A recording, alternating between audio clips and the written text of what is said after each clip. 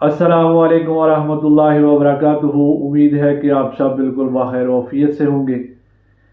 अल्लाह सुबहानहू व तआला से दुआ है कि वो आप सब पे अपना हुसूसी लुत्फ़ व करम अता फरमाए। रब कायनात ने कुरान मजीद फुरकान हमीद में इरशाद फरमाया, इन्नमा युरीदुल्लाहु लियुज़हिबा अन्कुमुर रिज्सा व अहलल बैत युतहिरुकुम तत्हीरा। इसको आयत तत्हीर भी कहते हैं कि इसमें रब कायनात ने हजूर नबी अलैहिस्सलातु वस्सलाम की आल पाक के मुतल्लिक़ इरशाद फरमाया कि हमने आपकी आल को पाक कर दिया है। तो जो पाक हैं वो पंजतन पाक हैं। सहाबा इकराम रिज़वानुल्लाह ताला अलैहिम अजमाइन जब कोई बात नबी अलैहिस्सलातु वस्सलाम से खुसूसी तौर पर करना चाहते थे और उनको इस बात का अंदेशा होता कि शायद हमारे आका हमारी इस बात से मुत्तफिक ना हो या इस बात का इनकार कर देंगे, तो फिर क्या होता था, फिर वो जाते थे सैयदा कायनात के दर पे। तो फिर सैयदा से गुजारिश करते कि अपने बाबा हुजूर से ये हमारी बात करके हमें इस काम की इजाज़त ले दें।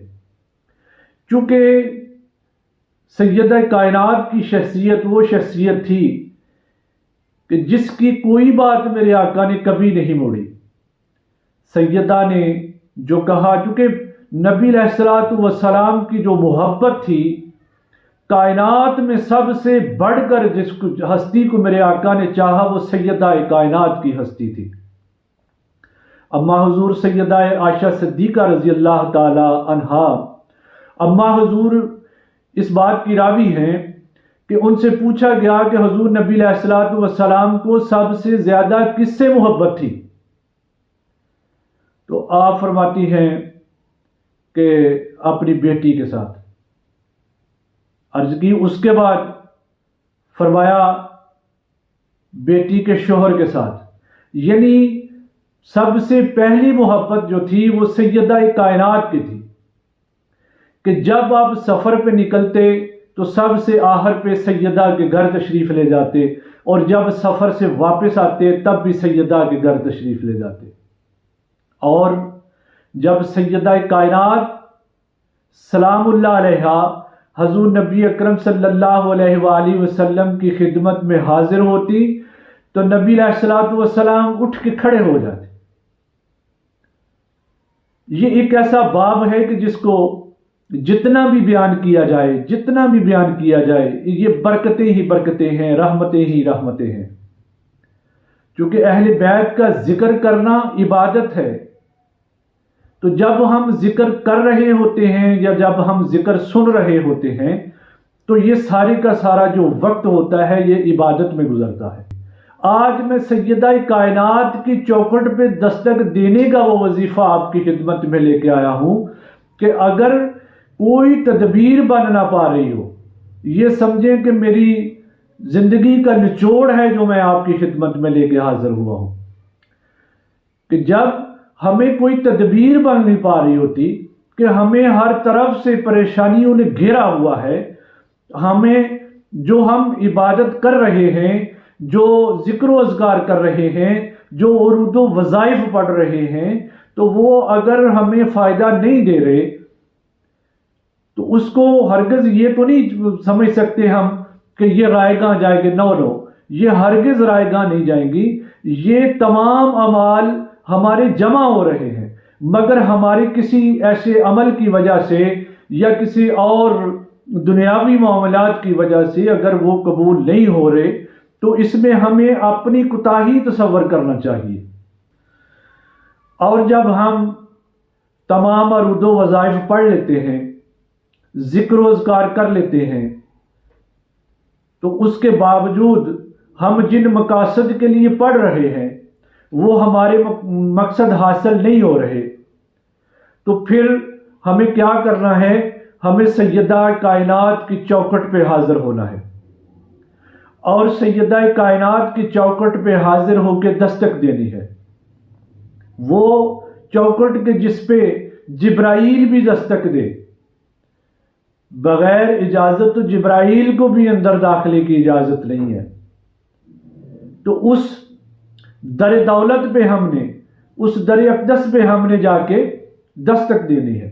دستک کس طرح سے دینی ہے؟ ایک چھوٹا سا وظیفہ آپ کی خدمت میں حاضر ہے. لی خمسۃ لطفی وہا حر الوبا الخاتمہ المصطفیٰ والمرتضیٰ وابناہما والفاطمہ. تو اس کو شروع کریں. سیدہ کائنات سلام اللہ علیہا کی محبت کو اپنے دل میں رکھ کے بالکل ایسے حالات پیدا کریں کہ ہم بے بس ہو چکے ہیں، ہمیں کہیں سے کوئی خیر نہیں پڑ رہا. سیدہ ہم آپ کے در پہ حاضر ہیں، ہماری فریاد کو سن لو، ہماری فریاد رس بن جاؤ. تو جب آپ اس کی بدولت دعا مانگیں گے، اس در سے مانگیں گے، تو وہ اس در پہ جب کوئی گیا آج تک کوئی خالی نہیں لوٹا. جس نے بھی آپ سے مانگا، آپ کے توسل سے مانگا، تو رب کائنات نے اس پہ رحمت کے دروازے کھول دیے. وہ تو در سخیوں کا در ہے، وہ جو در ہے اس در سے تو کبھی خالی کوئی لوٹا نہیں. اب اس کو پڑھنا کس طرح سے ہے؟